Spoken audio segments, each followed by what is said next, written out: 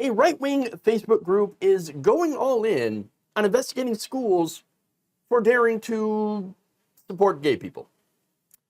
The Massachusetts Family Institute, here we go again. Anytime you have a group with the word family in it, you know it's going to be a hate group. They say they promote church rights and the concept of biblical marriage. So wait, man and woman plus the man's harem? That's biblical marriage, right? While contributing widely to the anti-woke movement. Oh, of course. We're talking about the wokers. Yeah, gotta love that.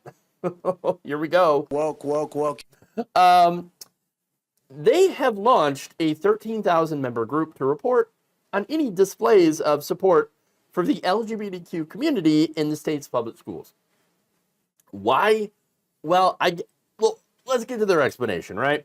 Now, the group Massachusetts Informed Parents is doing something called Pride Watch to apparently prove that schools are secretly working to sexualize and confuse children by admitting that gay and trans people actually exist. Because somehow that's confusing to people. Okay. They wrote in their announcement that Pride Month has, quote, become a giant, glittery, rainbow-colored excuse to bring discussions of sexuality and gender confusion into K through 12 schools, and that their vehicle for doing so is the state's comprehensive sexuality education.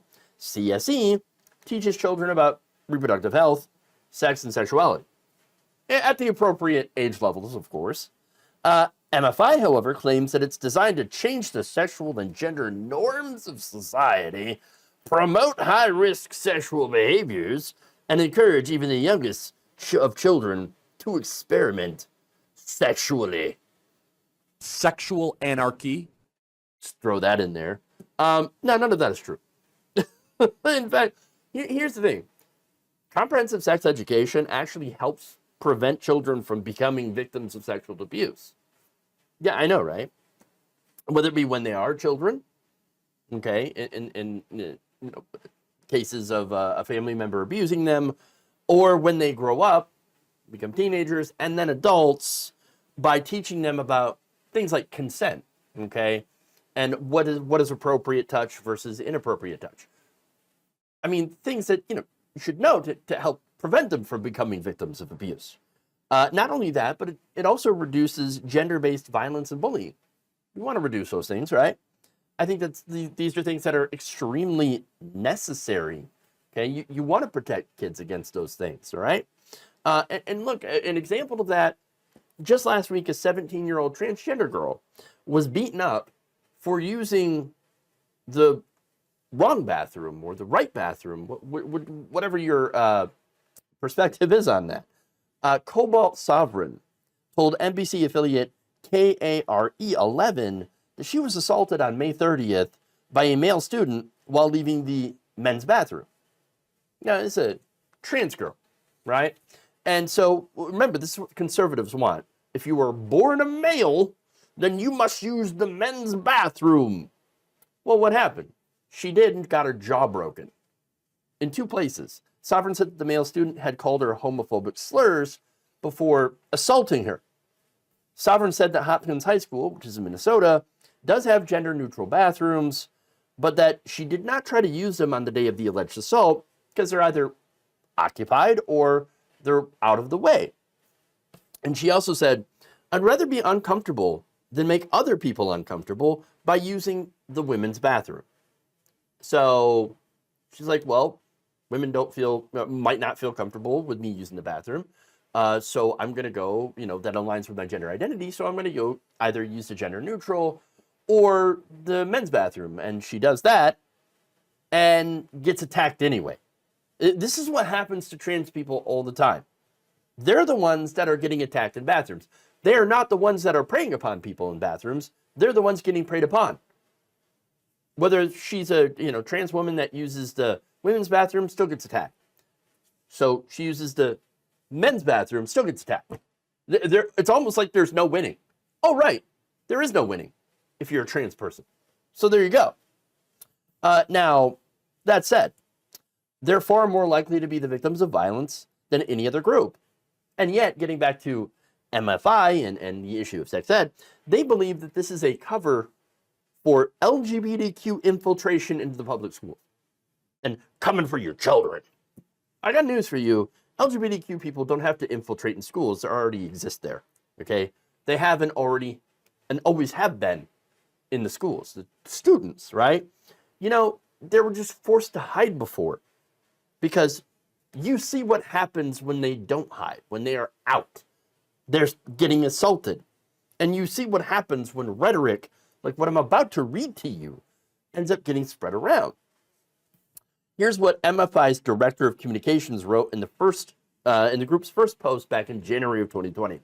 Quote, Massachusetts informed parents need your help spreading the word about our efforts to equip parents and protect kids from harmful sexualization and dangerous indoctrination in transgender ideologies in our school.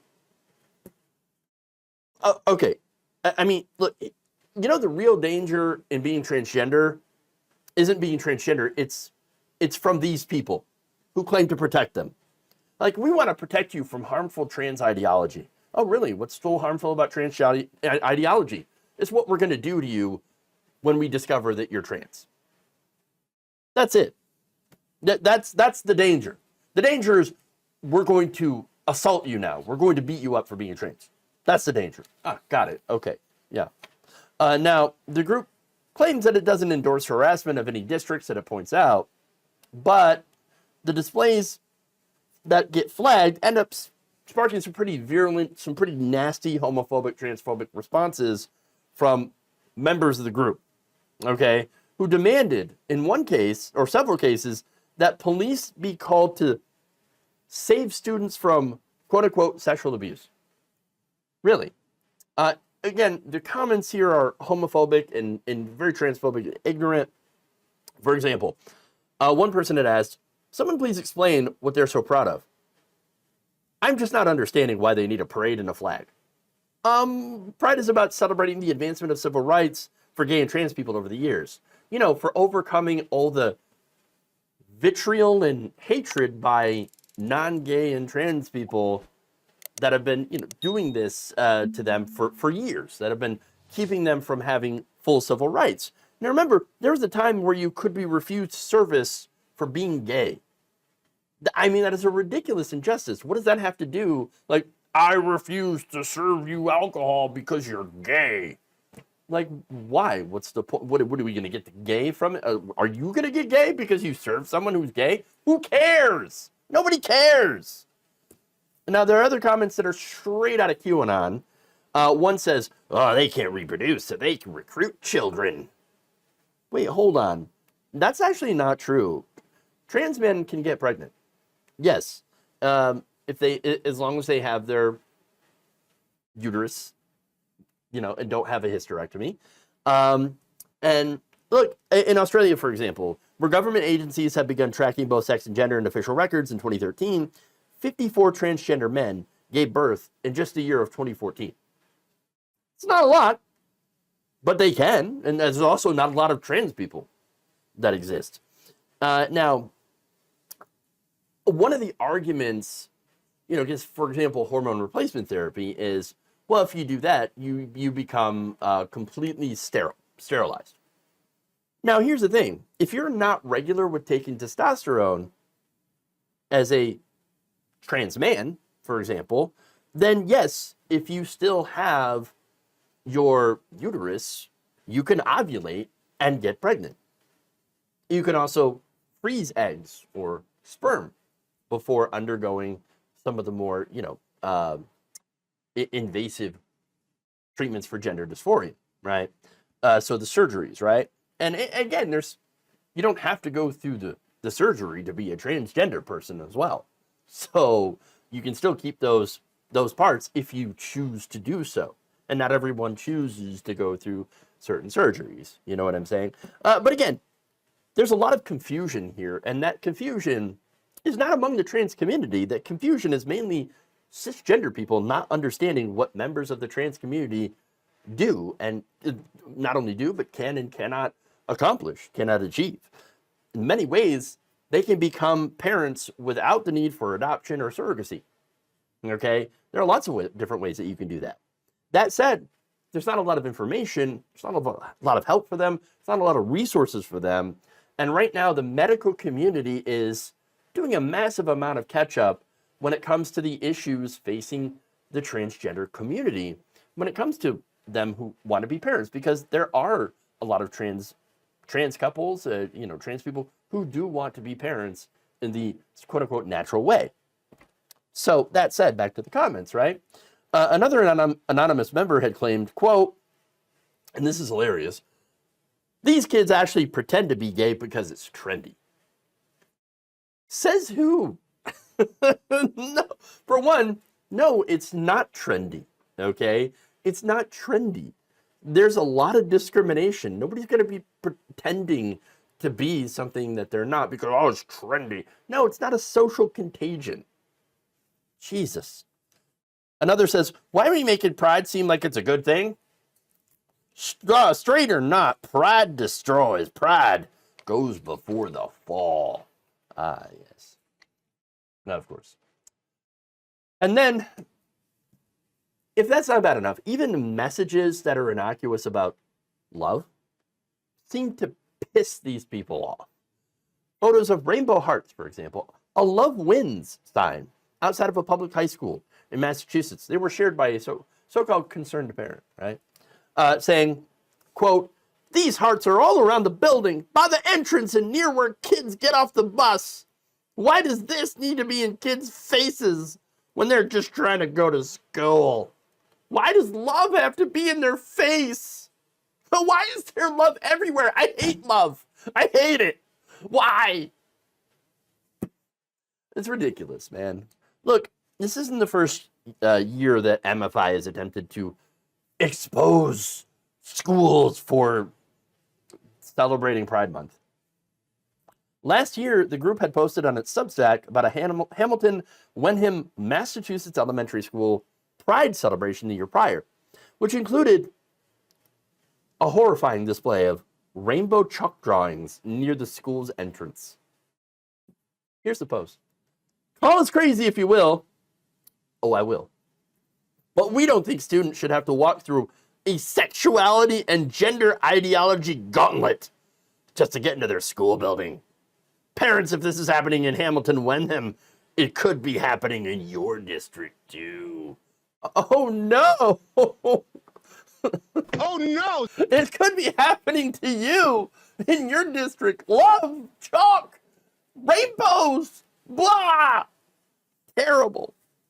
Terrible. But you know what's funny is the right wing, I love how they describe it as a sexuality and gender ideology gauntlet, right? Which sounds kind of cool. But like, they're so dead set on preventing that, right? And yet, they're more fixated on preventing that than a madman with an AR-15 running around and massacring children at the same school. I mean, again, that's the sad reality of this entire thing. Instead of watching to make sure that their kids are, safe from, crazy people with guns and are well educated and well-rounded people that aren't, just hating people for no reason, they're out there. Instead, these parents reporting that they had seen a gay rainbow sticker on a window. And that's what they're mauling about. What they're going insane about. I mean, you want to talk about misplaced priorities. I mean, there it is. Thank you for watching. If you enjoyed this video, please like, share, subscribe, hit the bell icon in order to get notified whenever a new video is released. And if you want to support independent, progressive media through this difficult time where it seems like everybody is shutting down, you become a member on our YouTube page, you become a subscriber on Facebook, or you can go to my Patreon. It's patreon.com/Jeff Waldorf. Thank you.